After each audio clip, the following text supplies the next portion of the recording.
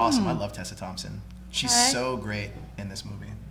Guys, welcome to Marvel's. Oh, my hair. We don't know what this is called. It's the Marvel Inhumans. It's not after Inhumans. show. Hey, Untitled. I'm pulling a Kevin Feige right here. This is going to be more than just Inhumans. We're going to be talking about the overall Marvel Cinematic Universe. The Inhumans are going to be a glimpse of that, or a small part of that. Yes. But not a huge part of that. But we're here to talk about Marvel movie news, Marvel TV news. We're going to stay away from the comics because that's where it gets a little dicey.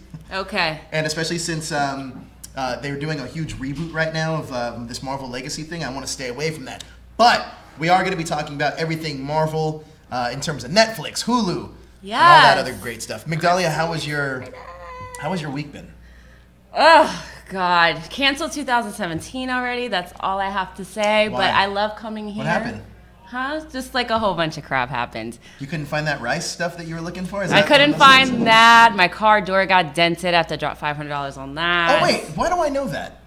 Why don't you? I do. Because I told you the other day when I was running into the whole, But I come here, get to come and host and be with all you guys and, just be released from the world there. That's terrible. I'm sorry to hear about the car. Okay. I know you were running late, too, to a junket, and that was pretty crazy. Yes, and then she calls me, and she's like, hey, I'm running super late. And I was like, okay. He's like, okay. I was like, all right, well, comfort me. Give me advice. I don't know. This never happened to me. I make it on time for my screenings. My exact response was, good luck. He fucking said, good luck. I'm like, don't call Joe when you need to be comforted or I didn't know get that's what advice. You were looking for. I did tell you, hey, talk to Liam. Liam's the one you're going to want. I did run you down the whole thing. Yes. I was like, you never heard about anyone running late? I pull the curtain back a little bit. There's only one time that something like this has even come close. Jessica got sick and didn't go at all. Ooh. So that was a thing. But before we move on and start talking and filling you guys in on all the great Marvel news, what you can do right now is you can tweet this show out. We will retweet you back. Also, we have the THS Hashtaggers group. What that is for you guys to carry on the conversation and talk about everything we talk about here in geek pop culture. And also, we got a contest running there right now for some New York Comic Con exclusives. Nice. So check that out. THS Hashtaggers, and I'll put a link in the. Actually, can you put a link in there? We'll put a link in the description box. Yes. Also, the other way you can help support the show is by using the Super Chat feature. Now, Super Chat. The Super Chat feature is going to be a little interesting on this episode because I got to see Thor Ragnarok. Kelly and I both saw it. If you guys want to know what happens in Thor Ragnarok, use the Super Chat feature, or you can just use the Super Chat feature for whatever else and ask Migdalia or myself a question. The other thing we have is the TeePublic store. That also helps support the show. Get your cool geek swag. We have some great Marvel shirts in there, along with everything else we cover on this show. That's Twin Peaks, Riverdale, Power Rangers, Marvel, DC, horror, everything's in there. Anime. So check that out. And I think that's pretty much for all the plugs, right? Cool. We're good with that? Yes. All right. Let's talk about. So first of all, I saw Thor Ragnarok, like I was saying, and we did the press conference with Kevin Feige. When was this? This was when did I see Thor? Was it last week? Was this? Yeah, it was this week. You were in New Orleans, right? No. So that trip. Oh yeah. Oh, right after. So I was supposed to go to New Orleans for a set visit to Cloak and Dagger, but that got canceled because of Hurricane Nate. Another hurricane? Yeah, so Hurricane Nate canceled the trip, and I had to find a last-minute flight to LA. Luckily, I did, and I'm here in LA. But right after that, Tuesday was the screening of Thor Ragnarok. We've been doing screenings here, press screenings here in LA ever since Sunday. So Sunday, Monday, Tuesday were the screenings. Wednesday, I had junket interviews with Kevin Feige, Carl Urban, Stephanie House, and I'm gonna interview Taika Waititi next week on the 23rd, I believe. Now, Carl Urban, he's not really a prominent person that was pushed for this film. Scourge? Yeah. And Carl Urban's the guy who plays what's his Bones? face? Bones on Star Trek. Oh, I love it. By the way, he's my favorite character in the Star Trek movies. But Carl Urban is such a cool dude. So his version of Scourge is a departure from the comic book version. This whole movie, Thor Ragnarok, I'm not going to spoil anything unless we get Super Chats, I promise you. But The whole movie is a complete departure from what you would expect Ragnarok to be. Also from Norse mythology, it's a complete departure from that. This movie is a straight-up comedy. Hela is amazing. Kate Blanchett can't say enough, man. She is menacing and beautiful. There's a twist to her character, so watch the movie for that. Scourge is interesting, though, because he's not necessarily a villain. He's a survivalist. So check that out. Heimdall's on the run. No, my baby. I will say this: Idris Elba, believe it or not, has a pretty important part in this movie. Okay. So, well, he didn't think it was that important because he went to a bigger role. Oh, thanks, Carlos. I'm glad I'm safe too. No, his role is not huge, but his actual role in the movie in terms of what he does is a big deal. So Idris Elba's great in it. I really do. It makes me.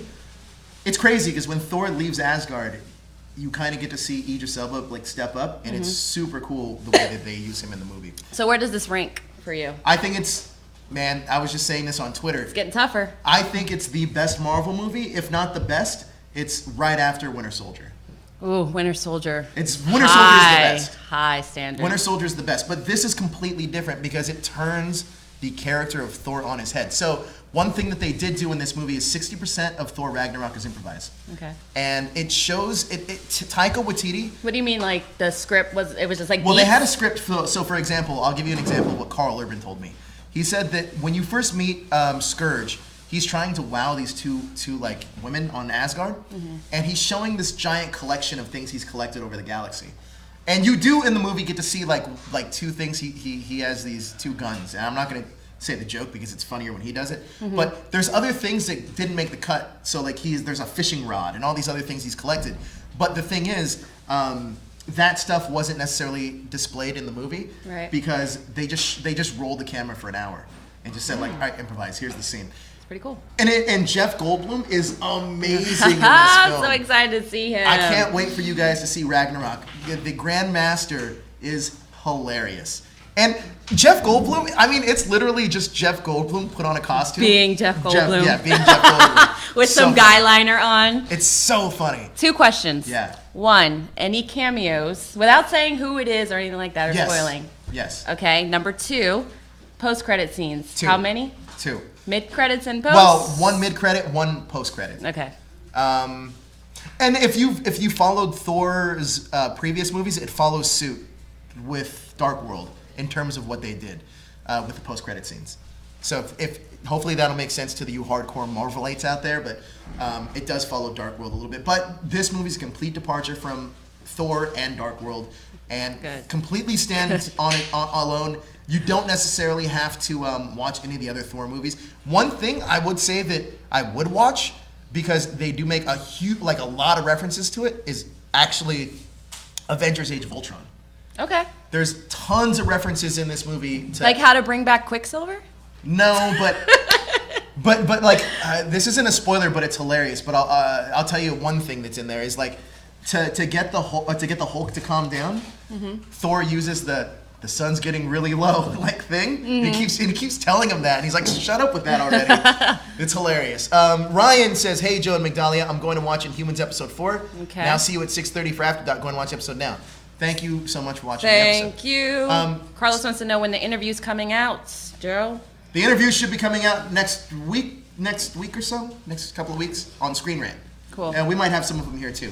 But also, check it out next week too. We're going to have some Inhumans, or not Inhumans, what are they? Runaways interviews. Runaways. That's another big show that's coming out. Had a huge presence at New York Comic Con, and I'm really excited for that show.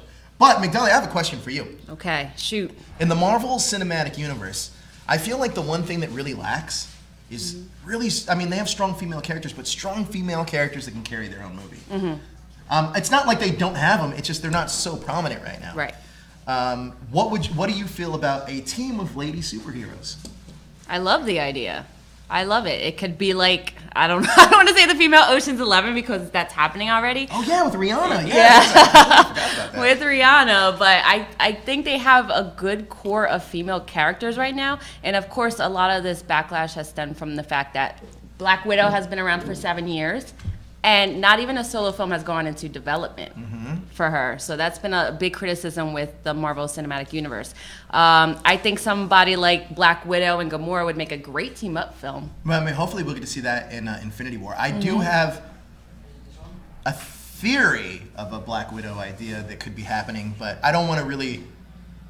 would hate to say that here, and then it's like a thing. But make it a thing. Start trending. Let's go viral. I mean, listen. Honestly, after watching Ragnarok, I completely want to see Valkyrie get her own movie. And speaking of which, at the press conference, Kevin Feige, president of Marvel Studios, did say, all right, it was brought up. The question was asked to Tessa Thompson, would you want to do a Valkyrie solo movie? And she looked at Kevin, and Kevin's like, I think that's a great idea. So. And balls in your court, dude. Tessa Thompson made the comment of like, hey, there's an all-female team called the Lady Liberators. Lady Liberators. So, and Kevin Feige was like, man, that's a deep cut.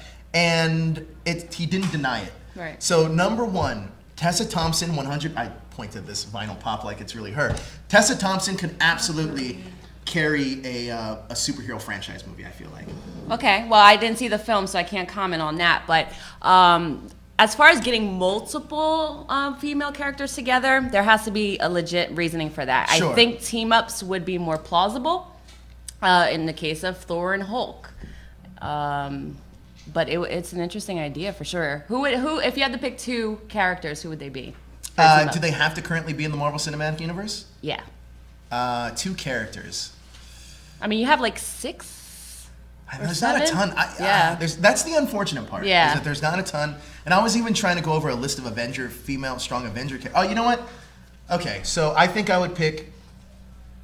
I for sure would pick Valkyrie because she's amazing. But you need somebody to balance that. The universe, yeah. And I don't know who's like quirky enough to like. Maybe Scarlet Witch. Mainly because, see, unfortunately with the MCU, or maybe even Black Widow, because it's a humanized character that we could play off of an Asgardian, and she's a badass in her own right. Oh, now that I'm thinking about it, there's a lot more. Because like there's like Shuri from Black Panther, which I think is like this. She's like the female Tony Stark. She's really smart, and I hope my opinion is that she's going to take over the Iron Man role, and it's going to be the Black. What about the Ironheart story? Captain Marvel and Valkyrie. But we don't know how some of these other characters are going to play out. We haven't seen Brie yet. Brie or the Black Panther female characters yet. The other one is actually a team up that I would love to see is the Black Widow and the female bodyguard. I forgot her name in the comics. The female bodyguard for Black Panther, because they had that interaction and it was super interesting. Move or you will be moved. I love that. Everyone did. So the Lady Liberators is something that Marvel could possibly be working on. There's other characters too that are strong female characters that either could possibly be right for TV or film. One of them is Miss Marvel. It's a character that's been thrown around a lot. I was talking about this in New York, and the reason why I think we don't have a Miss Marvel right now is because her power set would be too expensive for TV. But Which is again an Inhumans problem. Right, yeah. So and then that's another thing too, because we're going to be talking about the Inhumans, right. And I feel like in this episode especially, you can totally tell when some of the stuff was CG. But sorry, go ahead. No, go ahead. Well, in response to that, because what DC is doing well right now is with their female characters. We had Wonder Woman. They're developing Gotham City Sirens. They're doing the Harley Quinn solo film. So is Marvel going to respond to that Gotham City Sirens kind of deal? Let's be real. I mean, we're doing a Marvel show, but I do think DC is the stronger female characters. Maybe not stronger physically, but definitely stronger personalities. Right. At least they've been depicted as such. And DC's killing it right now. I mean, Wonder Woman was great. But Carlos asks, Joe, without giving any spoilers, do you think the audience is going to love the movie? Yeah, I think audiences are going to completely love Thor Ragnarok. I think it's tracking a $90 million anybody that liked the first Guardians movie, even the second Guardians movie, is going to love Ragnarok because Thor is hilarious. But every scene the Grand Master in, I feel like it steals the scene. And then I love Tessa Thompson's. I love Valkyrie. Her character is just like a badass in the movie. Nice. And even the Hulk is like he throws a complete tantrum in that scene. He's hilarious. I mean, I loved Mark Ruffalo's performance. Everybody was Love that on guy. point in this. This movie. cast is amazing. I love everybody. I think Chris Hemsworth's strength is in comedy. Oh yeah, He's I agree. Great. He needs to. Has he ever hosted SNL? He has to have. He better have, because he's hilarious. All right, so Lady Liberators were all for it. Next thing that Kevin Feige talked about also in the press conference, and also when I interviewed him, I asked him about the Hulk storyline. I asked him if we would see the Hulk in a different shade of color, mainly because we know that Gray Hulk is the smarter Hulk, and you can start seeing the Hulk evolve in this movie. Kevin Feige responded saying that he pitched Mark Ruffalo a 3-movie arc for the character. Okay. And it starts right here at Ragnarok. So, here's my theory, is that Ragnarok is the glimpse of us seeing the smarter Hulk, and by the time we get to Infinity War, he'll be gray. We'll see a gray Hulk that will be completely smart and just about the team. Do you know much about the Hulk? Yeah. Now, what's your favorite version of the Hulk? Because currently we have like 3 different versions, right? Yeah. If you want to count Lou Ferrigno. Yeah. I mean, because that's the series I actually watched. Lou Ferrigno? Yes. But I think that they should give Thor his solo film, and I think they should go dark with it. I think they Hulk? Yeah. Wait, what did I say? It's Thor. Sorry, the Hulk film, because he has a dark past, and they Yeah. can make this a really dark movie. What makes him tick psychologically from his childhood, because he had a not so great childhood, and I think Mark Ruffalo makes you sympathize with his character very well. He humanizes the Hulk. There's a great line in the movie that he says, well, even Kevin Feige said it, is that he felt that in the past, Banner had one hand on the steering wheel and the Hulk had the other hand on the steering wheel, but now it feels like that it was all the Hulk and Banner was locked up in the trunk. So that's something really interesting that they can play with also. I think there's a lot here with the Hulk's character that's so multi-dimensional. The only problem is, to do a solo Hulk movie, you got to get the rights back from, I believe it's Universal. Really? Yeah. Or it might be Paramount. It's one of the two. But that's Universal. So that's the reason why there hasn't been a solo Hulk movie in quite a while. But it'd be great to get that back. Was a Hulk movie something that you would want to see over some of the other movies that they've already announced? What's in Phase 4? Well, there's nothing in Phase. Oh, there's nothing in Phase 4, I believe. But we still have Ant-Man Wasp. We also have Captain Marvel. Obviously, wait, those are Phase 3? No, those are Phase 4. We should be almost done Phase 3 after Infinity War. No, those are all Phase 3. Oh, okay. So Ant-Man Wasp, Captain Marvel, both Avengers movies. We also have Black Panther, and there's one other movie. It says, and I guess Thor Ragnarok. So this is 6 movies that they're banking on. Well, I would take away one more Avengers film and give it to Hulk. You think or so? Push out Captain Marvel. Hey, I love my ladies out there, and I want more Marvel representation on the MCU for female characters, but I'm not that into Captain Marvel. I love Captain Marvel. I will say this, by the end of Avengers 4, Captain Marvel will be the leader of the Avengers. Oh yeah, because they've been trying to kill Steve off for like 2 phases already. I have a whole theory about what's going to happen to Steve Rogers in the whole thing. I definitely think Steve... I don't think they're going to kill him off, but I think that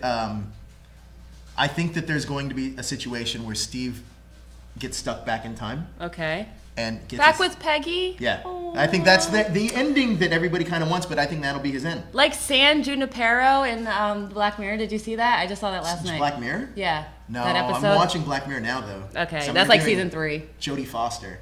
She's in it? She's going to direct next season. Ooh. Yeah. Very good. What season are you on?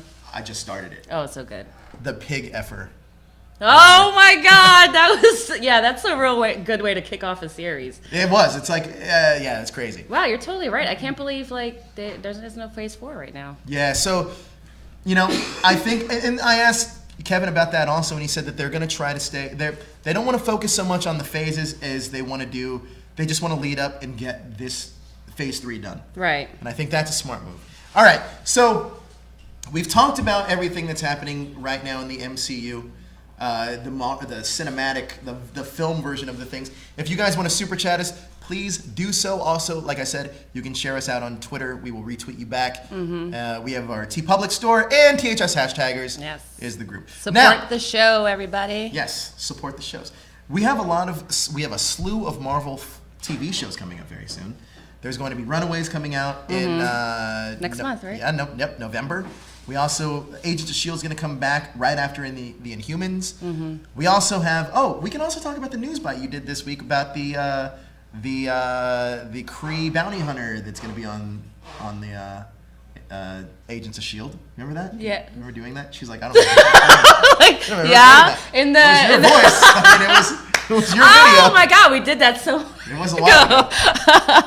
But that came out. So let's just talk about that real quick. So at New York Comic Con, it was officially announced that the Kree would be coming to Agents of S.H.I.E.L.D. Migdalia here broke the story that Sal's Beck, who is a Kree assassin / bounty hunter, who was also involved in the Inhumans storyline, is going to be coming to the show for a 2-episode story arc.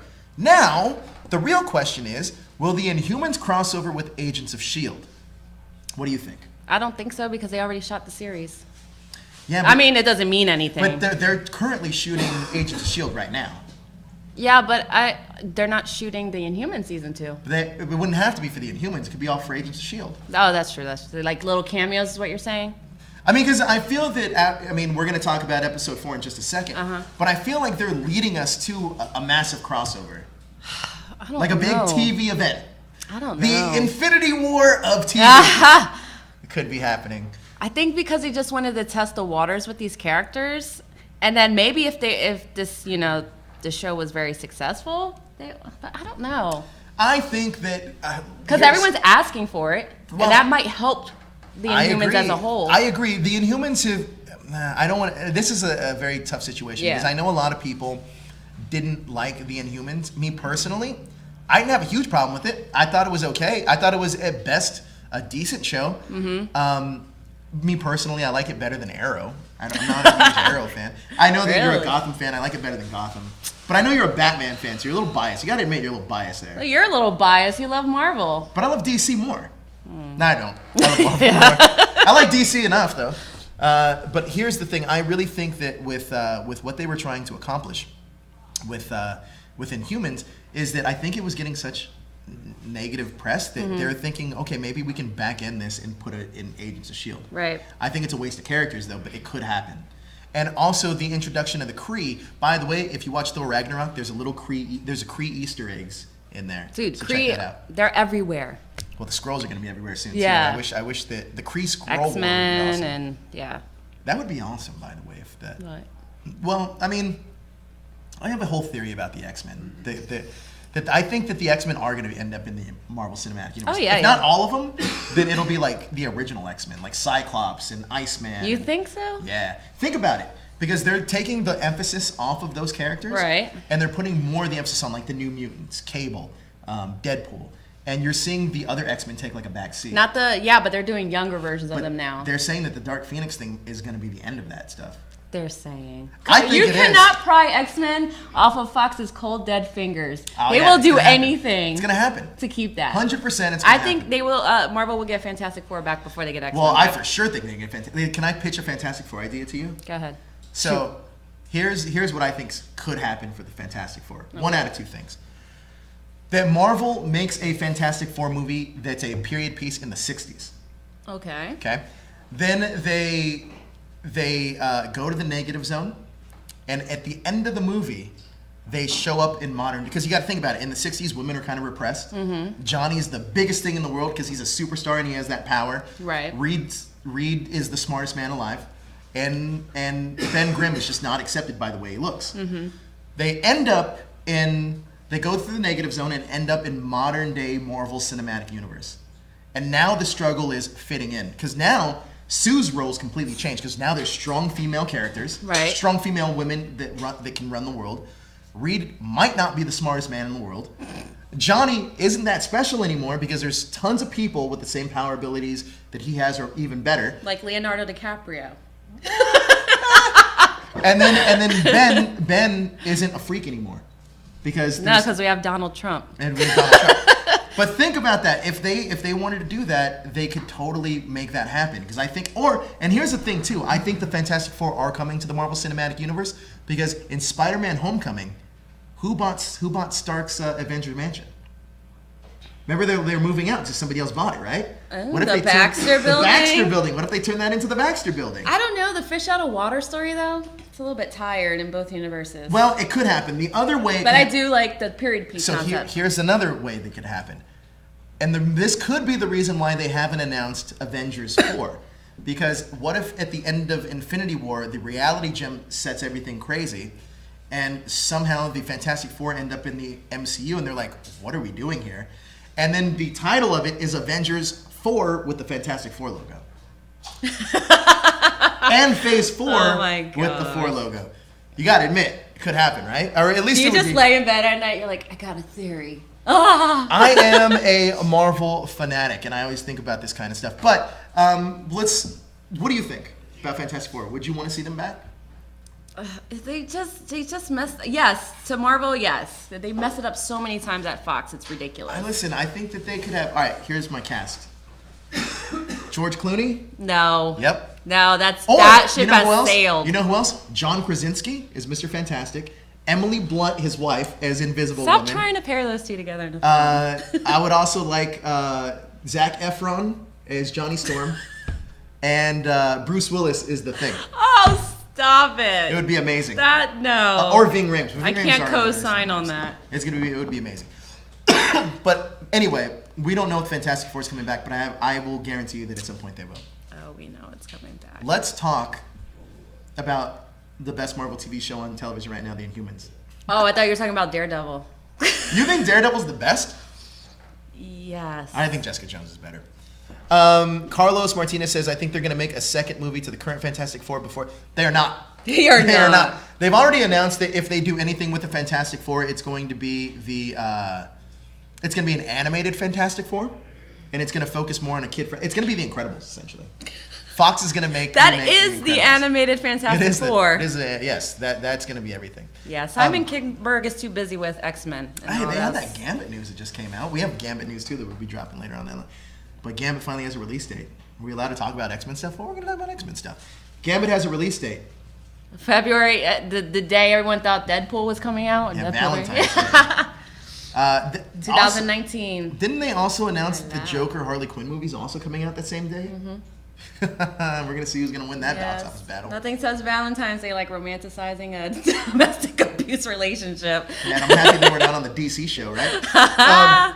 Let's talk about the shifting gears for a second. Let's talk about Inhumans, because this is a big thing that we do here. Inhumans episode 4. Only 4 more episodes to go in this mini-series event. So Agents of S.H.I.E.L.D. won't start right after that. They're coming back 2018. After the winter hiatus. Right.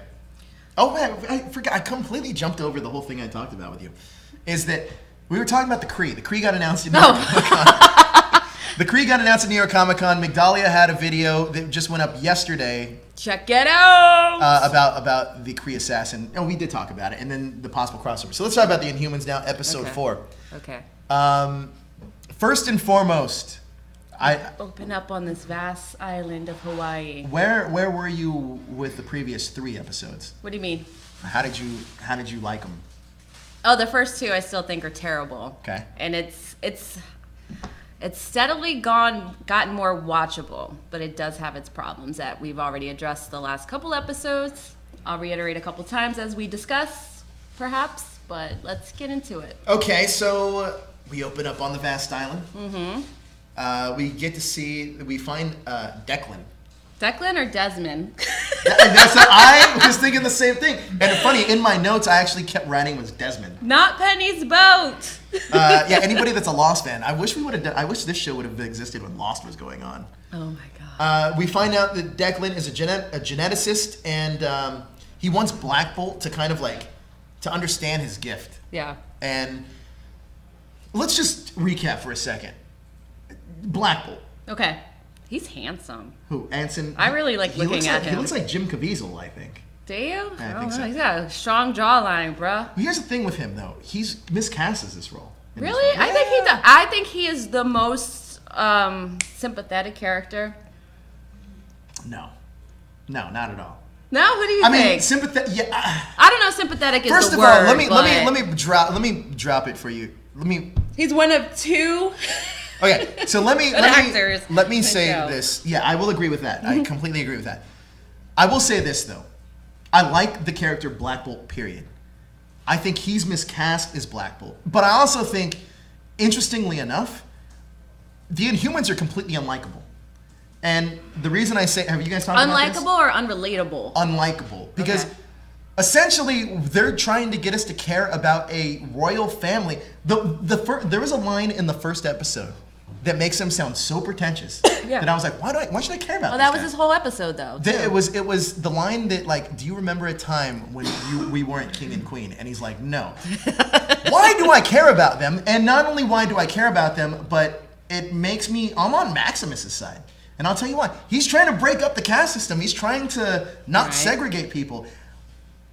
It's so strange to me that the angle that they're taking is like, I'm supposed to care about this group of people that are oppressing people that aren't like them. Yeah. Right? It's a little strange. I will say that Anson Mount, for portraying the character as he does, I do like him maybe the best out of the Inhumans. I like Crystal too, though, because I think that the innocence of Crystal I kind of like. Like, I like kind of like that, her whole like, I never had to deal with this. I've just been a princess my whole life kind of a deal. I like the way she's portraying that. Crystal, the Pokemon trainer. Crystal, the Pokemon trainer. So Medusa's following the helicopter. Luis notices the ring. Luis actually might be my favorite character, actually. She was actually pretty good. I'm glad they fleshed her out a little more because I had no idea what her whole purpose was. Also, the one thing I kind of don't like, or I kind of do like it and I don't like it at the same time, is that this can be a comedy. The Inhumans could be a comedy. It could be literally. It's funny. Well, because I mean, they're pairing up each Inhuman with an a human character, and it's like every single episode could be this odd couple of like, like a funny. But some of those beats don't land. No, not at all. And we'll get to Karnak in a second. Yeah. Like, I hate the fact that they're playing this poppy like music in Karnak's. Oh my god, the music video that happened in the middle of the show. I didn't like that. Did not like that. But Medusa, they're following the helicopter. Yes. She notices the ring, and she gets her into a high-speed chase. Which was kind of like, how did you notice the ring on her husband's hand through footage? Because she paused it. Remember, she paused it and like looked at it. I'm starting to, as we get on, I warm up to the idea of Luis and Medusa. Mm-hmm. But Medusa's so unlikable. Yeah. And the thing is, I love Serena Swan, but the character Medusa is so If she unlikable. said thank you one time, I could have just been like, okay, cool. This is kind of how she is. She doesn't really know the customs, but yeah, she was just a total B. Yeah, that's in my note too. That's a totally in my note. Most of the episode. Maximus is with the doctor from Westworld. Anybody that watched Westworld knows that he's my favorite doctor in Westworld. He's hilarious, by the way. Maximus, you could tell, has post PTSD about when he didn't transform into an Inhuman. My god, he's been holding on that grudge for forever. Yeah, he has. And it just feels that I don't feel like Maximus is the bad guy. Like I said, he's trying to do what's best for his people. At least he thinks. I know that the writing is trying to dictate him as being the bad guy, but if you take a step back, he does not seem like a villain. He does, except for the fact that he's trying to kill people. He just freaking wiped out the genetic council. He's trying to kill people. Yes, he's trying to kill people for a greater good, though. Not unlike other villains in history. Exactly. Like, two people have their reasonings. Like, that guy, I keep forgetting his name from Civil War. The villain. Oh, Baron Zemo? Yeah. He had, like, good reasons for doing what he did, but he killed people. I mean, right? But he's trying to get rid of the caste system, which is, he's essentially trying to let people, like, it's like slavery almost. Yeah. He's trying to abolish slavery. He's Abraham Lincoln of the Inhumans, I feel like. He's just not, he's just a little more creepy. And he looks like Sam. He does look like Sam, though. We see Crystal meets Dave. All right, so I had a little bit of a problem with this. I had a lot of a problem with this, actually. Crystal meets Dave, and Dave's the guy that hit Lockjaw in the last episode. Through his 15 layers of fat, yes. I'm like, why is this dog getting incapacitated so easily? Should have just bounced off of Lockjaw. Lockjaw should have just, I don't understand that. They're going to bring a vet to Lockjaw. At least I thought they were going to bring a vet to Lockjaw, because how the fuck did they move that giant dog is beyond me.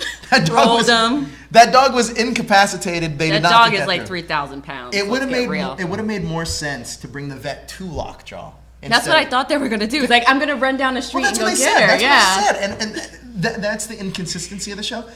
Again, I'm not trying to... It's just an inconsistency. Overall, I actually did like this episode. I thought, at the very least, it was It was better than the others. Yeah, I agree with that, 100%. Because I think they do a better job of fleshing... Honestly, they make you care about Black Bolt the most in this episode. And it makes sense why they do. By the way, this is one of the only Marvel cinematic, MCU things where they actually use code names. So... I don't know if a lot of people know this, but Black Bolt's real name is Blackagar Boltigan, right?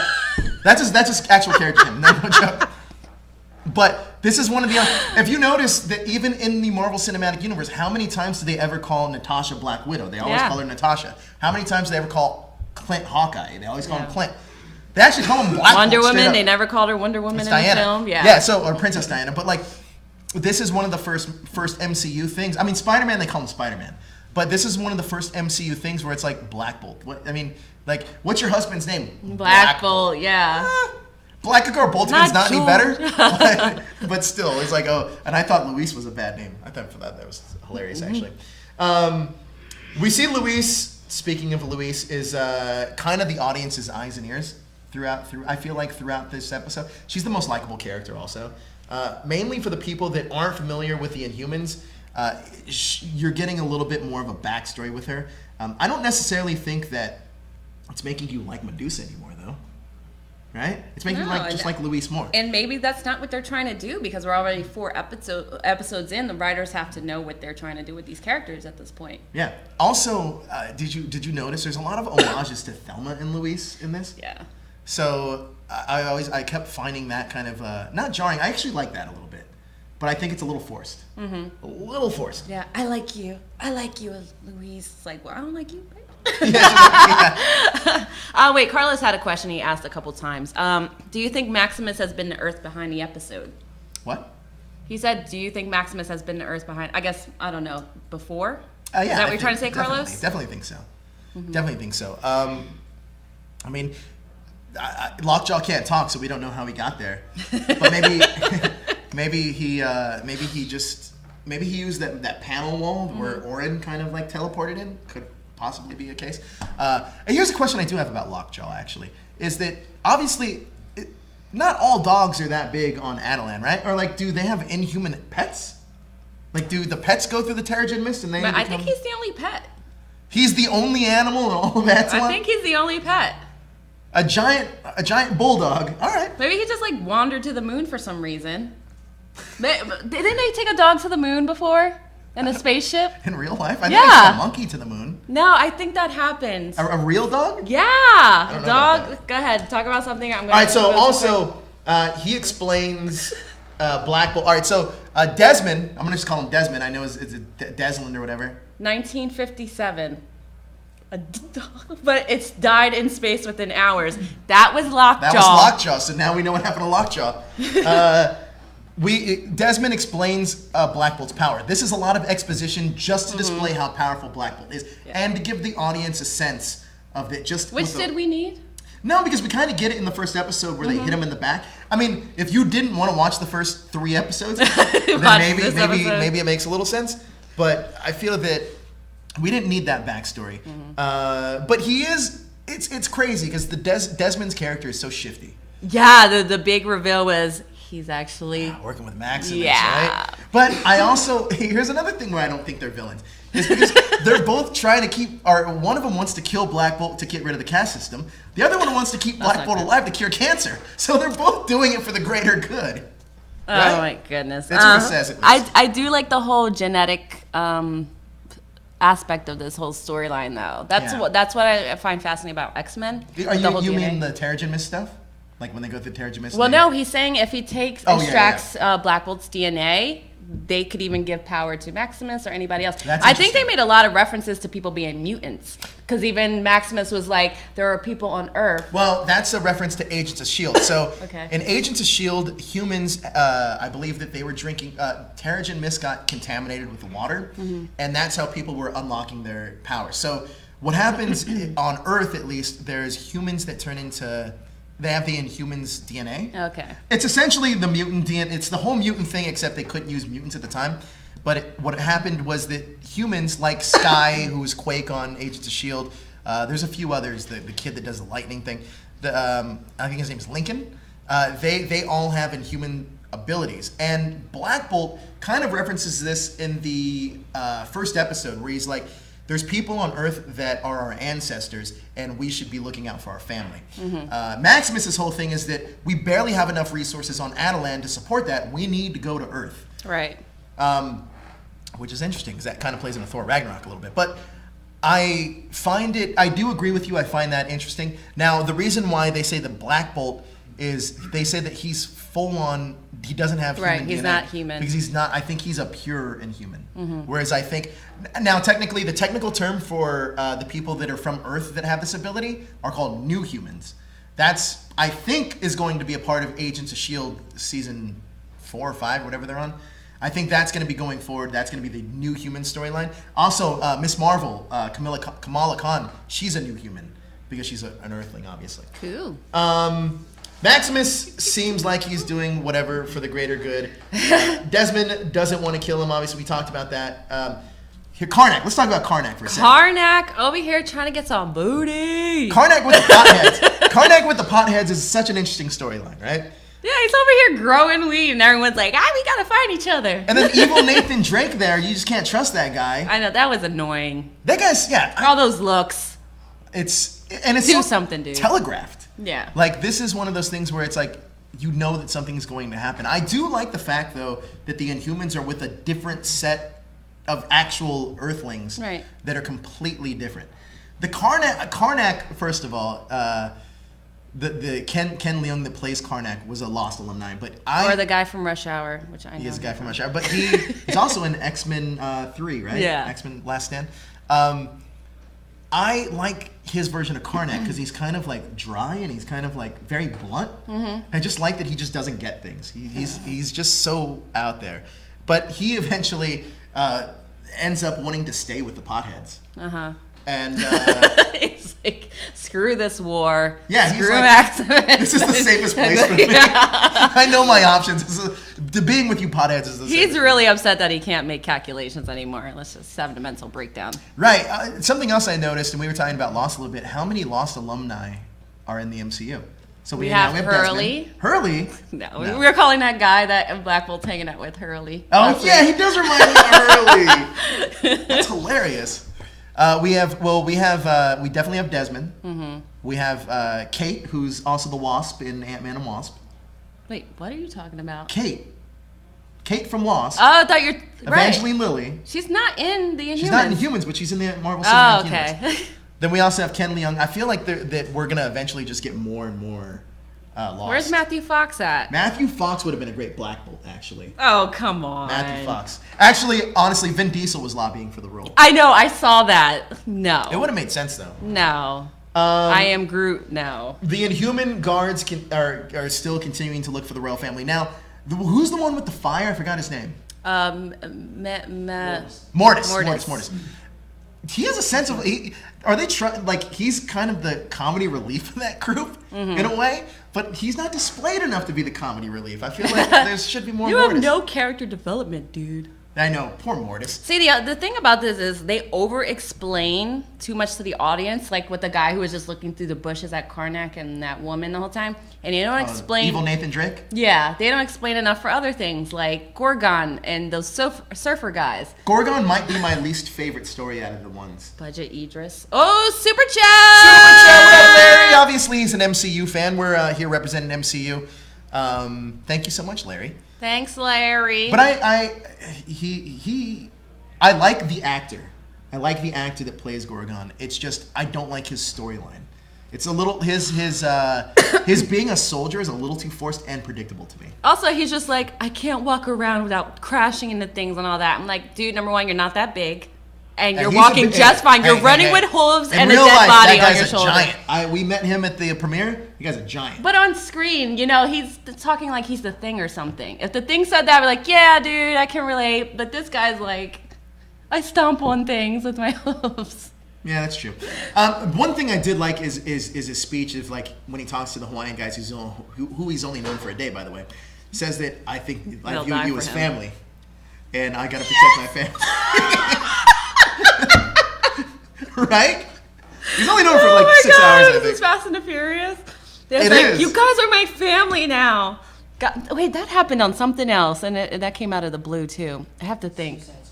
Suicide Squad! Suicide Squad. Yeah.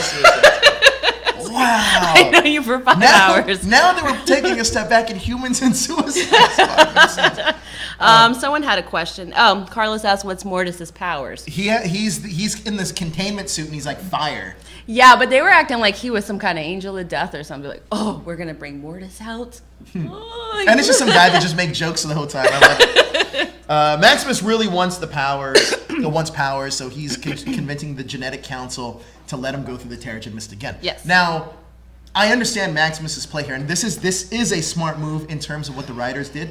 I like it's really intriguing, actually, the fact that he can, if he is successful, goes through Terrigen Mist and does get powers, or if he extracts them from Black Bolt. I think those are both very interesting concepts to explore. Okay, wait a minute. So, if he goes through this Terrigen Mist again... We don't know if he'll get powers.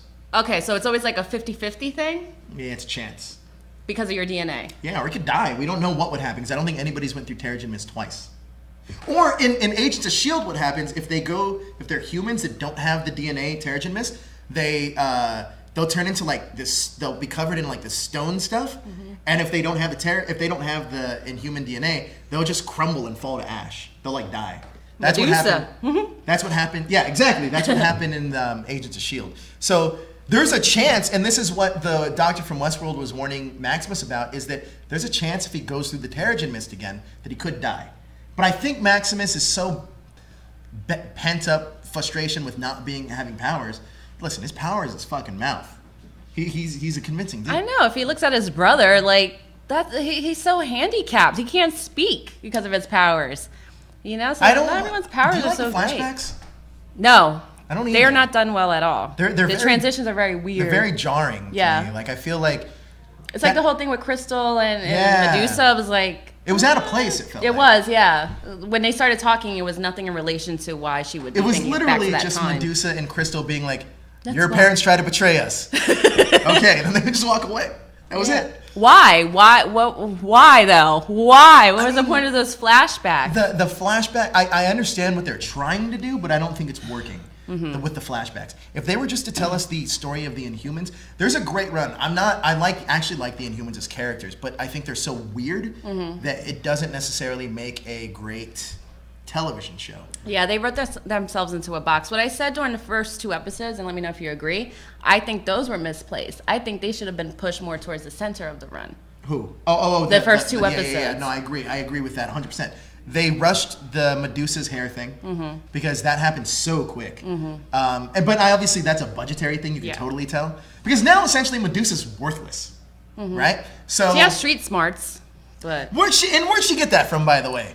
People are speculating that her and Maximus when they're growing up. Yeah, they grew up in Adelan where there's only 1,400 people. How much trouble could they actually gotten into? No, but they think that those 2 went to Earth before as kids. If that's explained, then I would love to see it. I really would love to see it because that would make more sense. But why is she so unlikable? Yeah, is the thing. She should be using her because she's not. If she was street smart, is the way I would. She should kind of be like almost kind of like how Maximus is conning people out of things. I think that would have been a better way to go with the characters. Stealing stuff and being rude. Say thank you. You can almost tell that this run is trying to take from the Paul Jenkins run, which is Inhumans number 1 through 12. Read it; it's very good. Paul Jenkins wrote it. It kind of. It's about the storyline that they're telling us now, but it's done really, really well. Check that out. But let's get back to this story. Desmond shows pictures of different Inhumans trying to find Maximus's wife. Yeah, look at all the people we have captive, but you're not captive. Look at all the makeup tests we did in the trailer, and those are who the Inhumans are. Yeah, I think he knows that he's not looking for Medusa. Well, yeah, because we got that because he was like, I'll be right back. Then he had a comm thing. I was like, oh, how does he have a comm link thingy? Exactly. Desmond is shifty.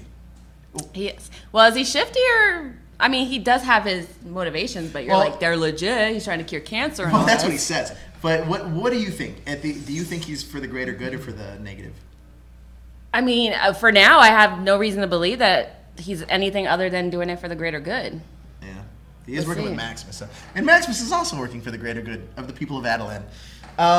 Luis and Medusa are on the run, Thelma and Louise style. Medusa sneaks out the back after they figure out that Luis used her credit card, which she rented the car with, and they tracked her down. Makes sense in the story. The one thing I have an issue with this episode is that everything is too convenient. Yes. That and Medusa just jumped off the balcony and God, landed the on her second feet. floor? Did not break her legs.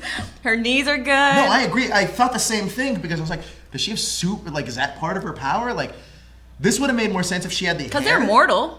Yeah, they're absolutely mortal. Yeah. It would have made more sense if she had the hair still and was like climbing down with her hair. That's another issue I had too, is like when she stops Maximus, right? Her hair should have been doing everything. Her hands should always be folded, and her hair should be doing everything. Right, because it's like an entity of it. Exactly.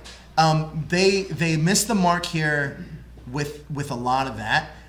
Overall, this Inhuman show could be so much more grand than it is if it wasn't due to the budgetary constraints of ABC. And I mean, I'd hate to say it, but honestly, if Scott Buck wasn't the showrunner. Oh my God. So do you think it's a mistake that they took it off of Phase 3, or do you think it should have went to Netflix? Truth is, I don't think there should be an Inhumans show or movie. I think the Inhumans should only show up in dire situations in the Marvel Cinematic Universe because that's what happens in the comics. Right now, they're force-feeding us a lot of Inhumans comics because they were trying to supplement the X-Men. Yeah. Also, they're like, Guardians of the Galaxy. Right. So I think the better way to do this is when a huge event was happening, then bring the Inhumans down. But only bring them in so they seem like an important deal. Because right now we're getting a watered-down version of something I really liked. Yeah. And I think it's kind of unfair. Anson Mount is growing on me, though. I think he's a good actor. And I do like... Here's the thing, though. Anson Mount isn't Black Bolt. Like, he's not the comic Black Bolt. Now, and I understand people are like, oh, well, not everything's comic version. And I get that. But Anson, like the whole sign language thing, I do like the character that he is creating with Black Bolt. He's one of the ones that are doing well. Also, Luke like Karnak a lot, actually. It's not that easy to act with your eyes, and that's what this guy has to do. It's a challenge. Yes. But Kevin Feige was not game for the Inhumans at all as well. Yeah. And the guy who Ike Perlmutter?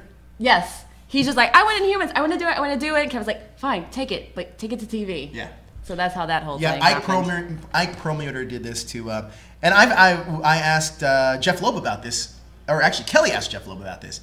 Asked how did it end up on TV, and Jeff Loeb, it's on our YouTube channel. Jeff Loeb responded is that they made a deal with the film department. Kevin Feige doesn't like the Inhumans. Right. And he never has liked the Inhumans, exactly. So he doesn't care. All of this negative press that it was getting, he's like, exactly. That was all I'm sorry, what was it? Ian?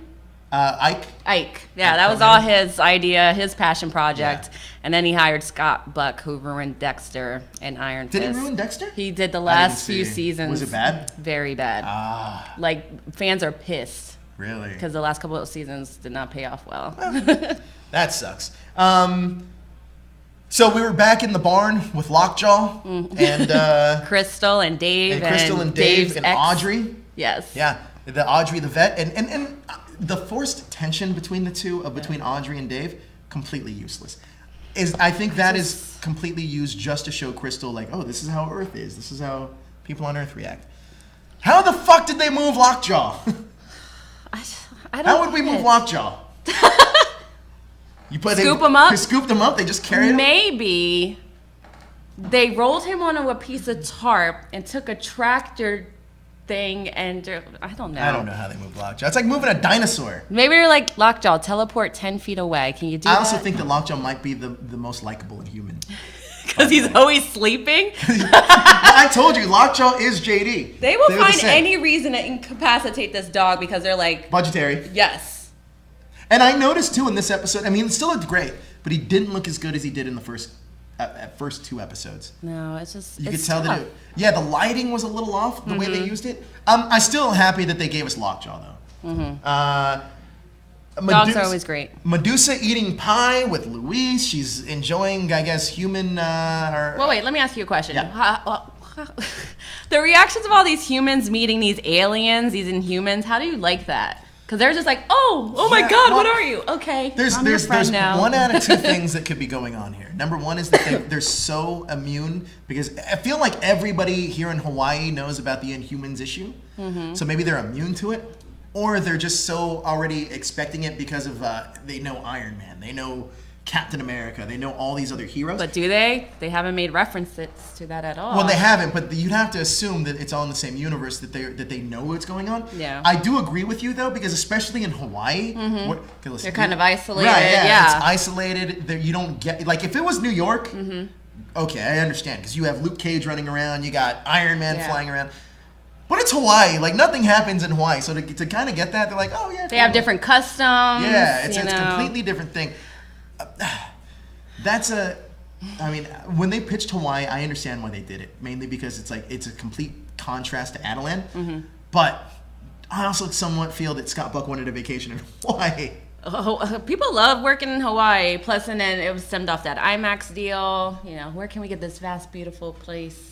I mean, shoot at. The IMAX thing was only the first 2 episodes. Yeah, but they needed something to put IMAX up there and make it look gorgeous. And it does. You didn't see it in IMAX, did you? I did. There's only like a couple scenes though. Yeah. It looks gorgeous. The pacing of the first 2 episodes is a lot better in the big screen because it keeps you engaged. But I went back and watched the first 2 episodes yesterday again. I almost fell asleep in the second episode. So it is like. It's a completely different experience when you're watching it at home. If they had more than 8 episodes, this would probably be a much better show. Or if they had a bigger budget or a different showrunner. I mean, we can't say that because we have Legion and all these other shows that manage to do it well. Showrunner, though. The showrunner is the biggest important thing. I think that with Legion, it's Noah Hawley. Noah Hawley's amazing. I mean, he's obviously doing great work over. And it's another thing too. He's taking something like Fargo, and which is a somewhat simple budget, and making it an amazing show. You got to focus in on the characters, and I think Scott Buck misses the marks. And he has a history of doing it. Right. History. So, season 2 could happen, but they definitely have to change the showrunner, the director, and the writer. Yeah. So Medusa's eating pie, and this is pretty much the scene where she tells Luis that she likes her. We see them run off in the car together. I'm going to just zoom through this really quick. Maximus informs Orin that they can't kill Black Bolt quite yet. Karnak is finding love with some pop music. It was like a music video. It's like, ooh, Brandy? I did not like this scene at all. I did not. And by the way, when they kiss, it was the most awkward kiss on screen ever. He was like, your face. You could tell that he was super uncomfortable. He was so uncomfortable. He was so uncomfortable with it. But he wanted it because he was looking at her the entire episode. Yeah, but it was so awkward. I don't think he's ever kissed anyone before. In real life either, by the way. What? Anyway. Ken Leung's out there, let's just say. But it was weird. It was super, super weird. But one thing I did like, though, is that he came back with a hoodie. So that green hoodie, he actually looked like Karnak from the comic books. I don't know, Josh really isn't prepped for that. But he totally looked like Karnak from the comic books, because Karnak in the comics has the facial tattoos and a green hoodie on, Karnak. And I was like, oh, cool. This is the closest version of any of the Inhumans that we've gotten yet. And of course, it's Karnak. We also get to see, by the way, I wrote literally, man, Medusa's a bitch in my notes. You can't use that word. Only I can use that word. Gorgon story on Earth is Gorgon story on Earth is the most boring to me. Oh my! I have no idea what he's doing. He's like, I'm gonna run off to the beach now and backtrack. They don't know what they're doing with him. That's literally just so he can find Karnak. I think that's everything's by chance. Yeah, doesn't even like Karnak. That's Karnak, right? Yeah, Gorgon. So I love. Yeah, we got to the hood. Maximus's guards kill. Maximus kills all the genetic council, or banishes them. Yeah, pretty much kills them. That was all harsh too. They're beating people in the face. Like, Yeah. relax. Yeah. You got guns. Just escort them somewhere. Do you think the series would do well with just dropping a storyline for at least an episode? Don't touch base with Gorgon or Karnak. Yeah. I would love to see I almost wish that each episode, if they were doing this all in a day, was centric to one character, and it all leads up. Like The Walking Dead. Like The Walking Dead. I think it would have benefited a little more, because because even when Luis is kind of giving that speech to Medusa about like her father and going into space, and Medusa's just kind of like, well, your dad kind of sucked. That was a good story, and I know like that's her personality, but I don't know, I didn't like that scene only because of her reaction. Yeah, because she's so unlikable, and it's like, okay, if they kill Medusa, I'm okay with it. Like, I was thinking that, I was like, maybe Black Bolt can do better. Maybe Blackagar Boltigan could do better. I think that I just there needs to be some, and listen, we're only halfway there, but there needs to be some kind of redemption for her, I feel like. But they're not setting that up. I don't know if redemption's the word, but definitely round out her character some more, have her have an actual arc. Yeah, because it just seems, and it's too something that I don't like that they're doing, because Medusa in the comics is such a strong character. Yeah. And I feel that like, I'm just searching for my husband. I really need my husband. It's like, no, be you. Like you know what I mean? Like have some agency, lady. And not only that, but especially without her power, show that she's just a strong female character. You don't have to rely on your husband. You don't have to rely on your power. Just show that you can be the queen without having to do all this other Louisa's stuff. over here telling her that she has access to go to space. Yes. Okay, you can't find your husband right now, but you want to get home. You could find your husband more if you actually just went back home and did your thing. Yeah, I agree. I agree with that. We also get to see Black Bolt escape with Maui. I feel like that guy looks like Maui from Moana, an old version of Maui. He escapes with them. They run into Orin. This is the standoff. Now we get the kind of fight. Also, the telegraphing.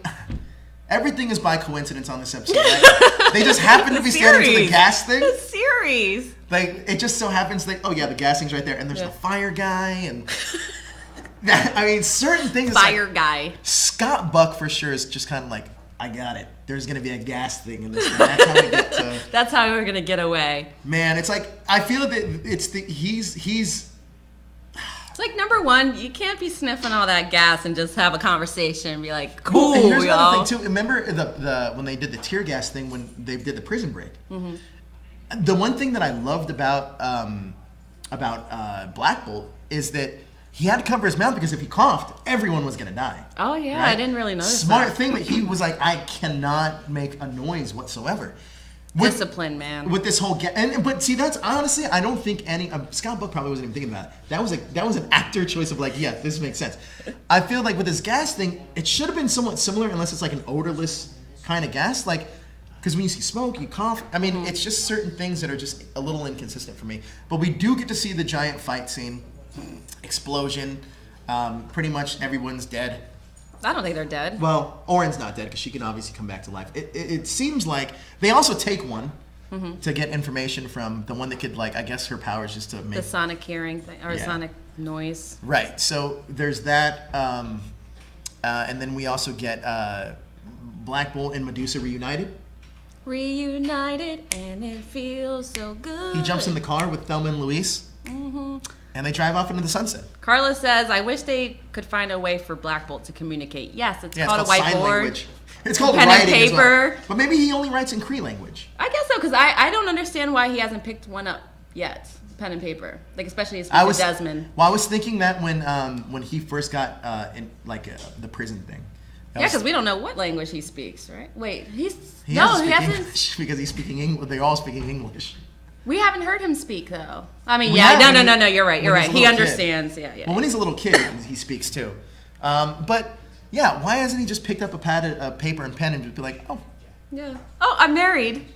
Well, he just points to his hand, and you can kind of get that. But little bit of inconsistencies here and there. We also get here's the final scene of the episode. This creepy Nathan Drake looking at the tent, but he killed his buddy. Wait, what? Wait, how did I miss that? You didn't see that? No. Yeah, remember he's like digging a hole and his friend's dead, and he shoots him because he's like shoots him in the head.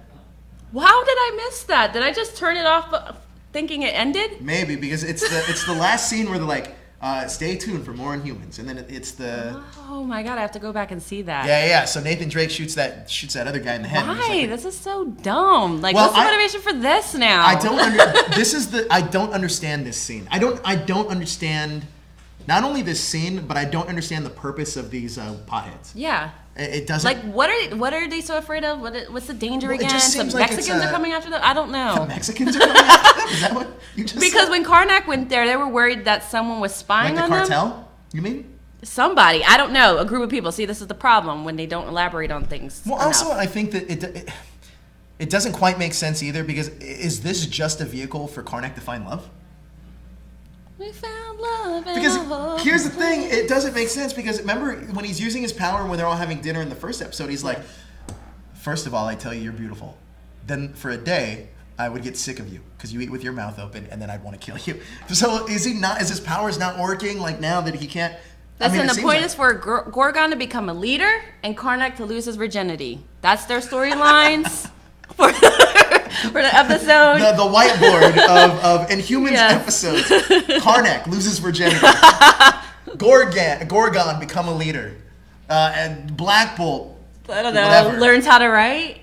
Black Bolt is the strongest Inhuman, but I feel like he's the most vulnerable Inhuman. I think that, funny enough, out of all the characters, though, he's probably written the strongest in terms of like what he does. I don't know if he's written the strongest, but he's definitely one of the strongest performers. Oh, he's definitely one of the strongest performers. Medusa, on the other hand, is probably the worst written. Crystal doesn't really do much either, actually, now I think about it. And the delivery is just, I'm not.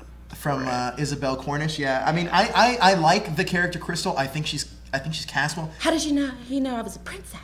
I think yes. It's some of those things. You know what? Watching that reminds me very much of like Once Upon a Time. Mm-hmm. Like it's very much like that over the top of like Disney-esque acting. Yeah, you know we don't know what's going on. Right. I don't think that's a her choice as much as it is a Scott Buck choice. Like, no, you're a princess, and that's a. I can totally see that. You're a princess, not a Pokemon So trainer. in the chat, I want to know what you guys thought about Inhumans episode 4. Give us a ranking. Migdalia, what'd you think? What would you out rank of this? what? 5. Out of 5 comic seals of approval. How many? Out of 5 Agents of S.H.I.E.L.D. little shields, what did you give this? 3.5 shields. Like that one shield I is damaged because I really did not like the first 2 episodes. Okay, so this was those are like a 2s. Yeah. I gotta go solid 3. It's not now. It would be a little higher. I would give it a 3.5 had it not had that music video of Karnak. I really the R&B. I was like, because it doesn't make sense with the tone of the show. Like, it was weird. Also, they haven't built up enough chemistry or relationship. No, it's literally. I think this is the only episode where they even talk. Really, yeah. It's like, oh, let's go to the beach. Why did you kiss me? I wanted to. And he's like, take off your clothes. What is happening right now? All the water is subterranean. I can't swim. Carlos gives it a 3.5. Panther 7 also gives it a 3.5. There are a lot of people that are agreeing with you in your rating. So hey, guys, at least it's not what people thought it was. Anna Miles gives it a 3. It's getting better, right? It's getting better, progressively better. We're getting there, baby steps. I do think that we'll get a bigger Agents of S.H.I.E.L.D. crossover that we'll be able to focus more in on. Yeah. Hopefully. But yeah, that's Inhumans. Now, luckily though, we have 4 episodes left, and I'm really listen. The previews that like, hey, next time on Inhumans or whatever, really get me hyped for the show. Mm-hmm. I just hope they can live up to those. Yeah. Like they're all trailer cuts, but like, I hope we can get that. I'm really looking forward to Runaways though. Mm-hmm. Runaways. I have the screener for the first 2 episodes. I haven't seen it yet. Heard it's amazing. I'm ready for Cloak and Dagger. Really? Why Cloak and Dagger? I don't know. It just feels like a new concept, new premise, and I'm always psyched to see people of color leading casts. Well, Runaways is all women and people of color, so that's what. And when is that premiere? Next month, you said. Next month on Hulu. Carlos Martinez says he gives it a 3.5 only because it could have gone a different route. What's the different route? What's a different route, Carlos? Let us know. Migdalia, so what are you looking forward to in the MCU? Not just on the TV side, but overall. Black Panther, baby. 4 months away. I'm ready. I think that, honestly, Black Panther could possibly be their Oscar movie. Telling you. I don't know. If The Dark Knight wasn't. I mean, I know times have changed since almost 10 years ago, but. Chadwick Boseman is amazing. The director who did Creed, I'm blanking on his name right now. Ryan Coogler. You know how we'll know if Black Panther will get possible nomination? If Logan does. Oh yeah, good call. Do you think Logan will? I think they definitely deserve it. I think Patrick Stewart. I think even Hugh Jackman for sure. All of them, writing, directing, acting, supporting actor, yeah. But we'll see. We'll see. I'm excited for both Black Panther. I am excited for Captain Marvel. I really want to see what they're going to do with that. And obviously Infinity War. I mean, it just looks epic. Have you seen the trailer? You've seen the trailer, right? I have not seen the trailer. I don't want to see a trailer. Really? Yeah, because trailers these days give too much away. If I do see a trailer to any film, it's only the first one and that's it. Then I don't watch anything else. I think you're gonna enjoy once it drops, the trailer for Infinity War. It looks pretty amazing. And the story of Ant-Man Wasp, interestingly enough, only takes place in a couple of days. I can't give away the story. Never mind. If you want to super chat, though, I'll give the story away. But Ant-Man and Wasp seems like it's going to be a lot of fun. Are they bringing back Michael Pena's character? Yeah, and his character has a girlfriend in this movie. But they're also this also takes place right after Civil War. So it's going to be interesting. Makes sense. It's going to take place right after Civil War, and well, that's good if it's only a couple of days, because then they don't really have to make references to anything that happened. They're describing it as Logan Run meets something else. But from all the stuff I've heard about it, it seems amazing. And Michelle Pfeiffer's in it. Yes! So. I love Michelle Pfeiffer. I'm so excited. But I think that's going to do it for us here on the Marvel show. Black Panther hopefully does get a nomination. Next week, we're going to be talking about more Inhumans, and we are also going to be talking about more Marvel cinematic news. So you can join us next week. But also, we're going to do a fun thing. We're doing #AfterDark. Me, Migdalia, and Sam are going to be talking about, because the New Mutants trailer dropped. Yes. And we're going to be talking about franchises, comic book franchises that would make a good horror movie. So that's going to be a lot of fun. And thank you, Larry, for the super chat. We're also going to be taking your pitches. So everybody here in this Marvel Another room, super chat! Is chat. that what you're making reference to? Okay, I thought you meant the other one. So Larry, everybody out there, if you have an idea for a comic book movie that would be a great horror movie, pitch it to us. We're going to choose a winner, and whoever wins is going to get that Valkyrie vinyl pop, which we got at the Thor Ragnarok screening from Disney. So join us over on #AfterDark. But Migdalia, where can we find you? You can find me in a couple hours for After Dark. I'm usually on After Dark every Saturday night. Tuesdays is the #Horror Picture Show, usually airing at 8 or 9 p.m. So make sure you check the channel, see what time we're going to air. And then the Marvel Phase 1 After Show, Saturday afternoons. Yes, and you can find me here on the Ranger Wrap-Up, the newsfeed, and a few other things. But you can check me over on Screen Rant, and you can follow me on Instagram and Twitter at that #Joe. Where can they find you, Miggy Spicy? Miggy Spicy, guys. That's Miggy Spicy on Facebook, and it's Miggy Cosplay on Instagram. And that's going to do it for us right here. Thank you for joining us and the MCU. Hit that like, subscribe, and share out this video. But thanks for watching. And stay up to date with everything trending. Hit that subscribe button to stay up to date with everything trending. And geek pop culture. We'll see you in a couple hours.